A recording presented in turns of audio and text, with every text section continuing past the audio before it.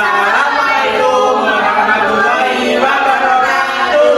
Waalaikumsalam warahmatullahi wabarakatuh. Di sini kami kelompok I dan J akan mengajarkan tentang sholat berjamaah dalam materi kelas 2. Ya, sebelum kita memulai pembelajaran, kita akan berdoa terlebih dahulu dengan menyanyikan lagu Tangan di Atas dan seterusnya. Oke? 1, 2, 3. Tangan di atas menggapai bintang, tangan besar ikan duduk yang rapi siap berdoa.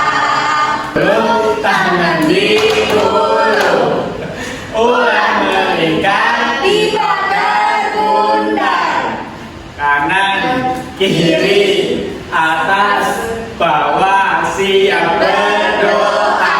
Ilmu gabung menjadi dua buah jembatan, dua jari kanan, dua jari kiri, ku gabung menjadi 4 buah kamera, 3 jari kanan, 3 jari kiri, ku gabung menjadi 6 buah menara tinggi, 4 jari kanan, 4 jari kiri, ku gabung menjadi 8 buah telinga tinggi, 5 jari kanan, 5 jari kiri. Berdoa dimulai.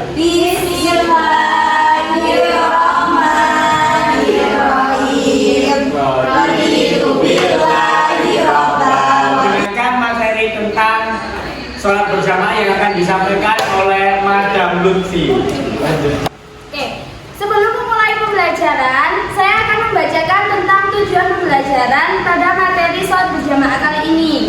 Ya, yang pertama, siswa diharapkan mampu mengetahui pengertian sholat berjamaah. Yang kedua, memahami keutamaan sholat berjamaah.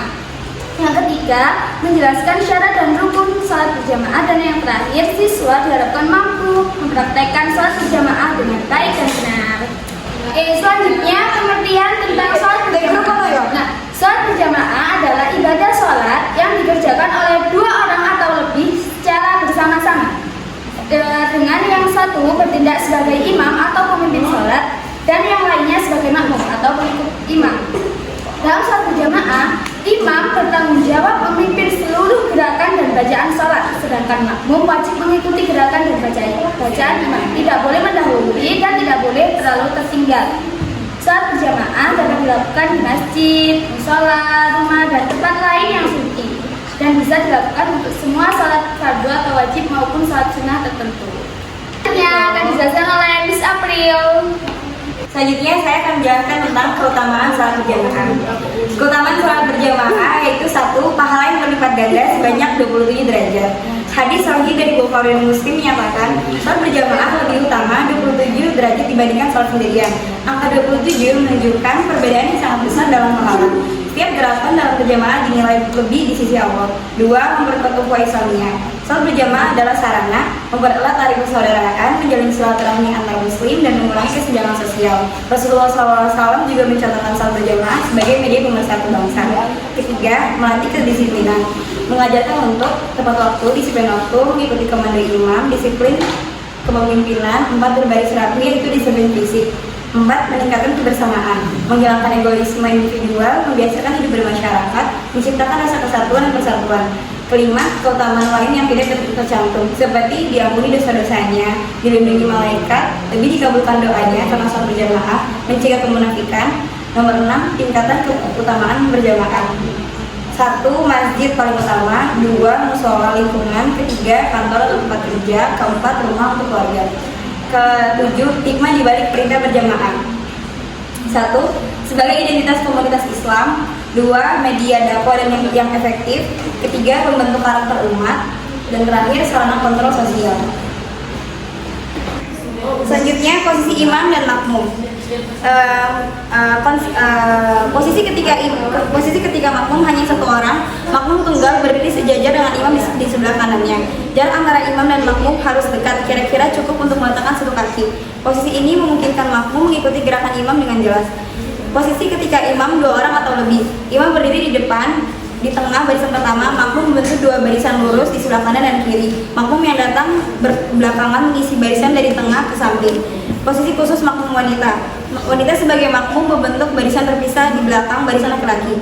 Jika ada banyak wanita, mereka membentuk barisan sendiri yang rapat. Jarak antara barisan laki-laki dan wanita cukup untuk mencegah ikhtilat atau campur baur. Kelima, keutamaan shaf yang rapat. Rasulullah SAW bersabda tentang pentingnya merapatkan shaf. Shaf yang rapat menunjukkan persatuan dan kekompakan jamaah. Malaikat akan membacakan rahmat untuk jamaah yang shafnya rapat. 6. Praktek dalam kehidupan nyata. Di masjid biasanya ada garis atau tanda untuk membantu merapikan shaf. Jamaah sebaiknya tidak mendahului imam dalam gerakan sholat. Jika datang terlambat, makmum langsung mengikuti imam dalam keadaan apapun. Hikmah di balik aturan ini menjaga kekhusyukan sholat berjamaah, melatih kedisiplinan dan kerapian, mencerminkan persatuan umat Islam dan mengikuti sunnah Rasulullah SAW. Sholat berjamaah secara urut dan singkat agar mudah dipahami. Yang pertama, persiapan sebelum sholat berjamaah, yaitu berusul dengan benar. Memastikan waktu sholat telah masuk, memakai pakaian yang suci dan menutup aurat. Yang ketiga, menyiapkan tempat sholat yang bersih dan menghadap kiblat. Yang kedua, menyusun shaf atau barisan. Shaf harus rapat dan lurus.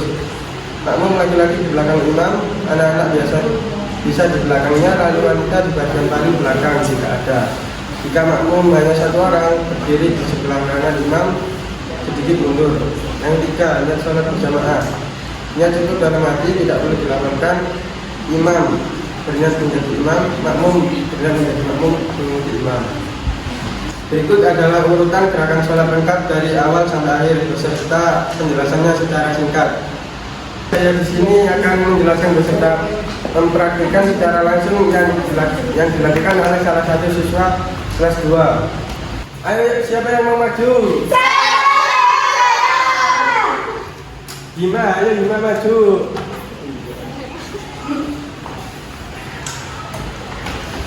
Ayo sekarang Dima, coba praktekkan. Yang pertama, gerakan takbiratul ihram, yaitu mengangkat tangan sejajar berlingas sambil mengucapkan Allahu Akbar. Kemudian tangan dilipat di dada, tangan kanan di atas, tangan kiri. Ayo coba praktekkan Dima. Ini ya, Allahu Akbar. Ini. Ya. Setelah takbiratul ihram, kemudian membaca doa iftitah, kemudian surat Al-Fatihah, kemudian surat pendek. Yang ketiga, rukuk. Rukuk ini gerakannya seperti punggung lurus sejajar, tangan di atas lutut dan membaca Subhana rabbiyal azim wa bihamdihi. Betul. Terus kemudian ketiga, yaitu bangkit dari rukuk. Bangkit dari rukuk sambil membaca Rabbana lakal hamdu. Coba dilakukan juga itu. Sami Allahu liman hamidah. Yeay! Baik, terima kasih kepada Prima. Yeay! Kemudian saya akan memanggil Adik Fadil. Kemudian gerakan selanjutnya yaitu sujud. Sujud yang pertama yakni sujud dengan anggota tubuh menyentuh lantai. Dahi kedua tangan, lutut dan ujung kaki dengan membaca Subhana rabbiyal a'la wa bihamdihi. Duduk iftirash atau punggung kaki kiri diduduki kaki kanan di belakang. Membaca Rabbul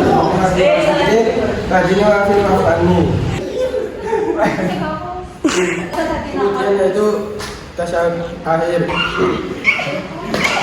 Di tawarruk, mantap menyentuh lantai, kaki kiri di bawah kaki kanan. Dengan membaca bacaan tahiyat lengkap, selawat Nabi dan doa akhir. Kemudian salam. Menoleh ke kanan dan kiri sambil mengucapkan selamat. Ya tadi karena sudah dijelaskan oleh Pak Rehan tentang gerakan-gerakan sholat yang benar dan bacaan-bacaannya. setelah ini nanti adik-adik atau siswa-siswa di rumah nanti dilakukan ya. Oke. Siapa tadi bilang tak mau? Astagfirullahaladzim, nggak boleh ya seperti itu. Kita harus melakukannya di sholat-sholat 5 waktu kita, oke? Nah setelah itu saya akan memberikan apa sih manfaat sholat berjamaah itu? Ada yang tahu apa manfaat sholat berjamaah? Mendapat pahala. Betul sekali, salah satunya yaitu mendapatkan pahala. Mendapatkan pahala karena sholat insya Allah nanti kalau kalian sholatnya gerakannya benar seperti yang diajarkan Pak Rehan tadi, nanti insya Allah mendapatkan pahala yang berlipat-lipat kalau sholat berjamaah. Tapi kalian kalau sholat sendiri nanti pahalanya cuma satu loh, kasihan, oke?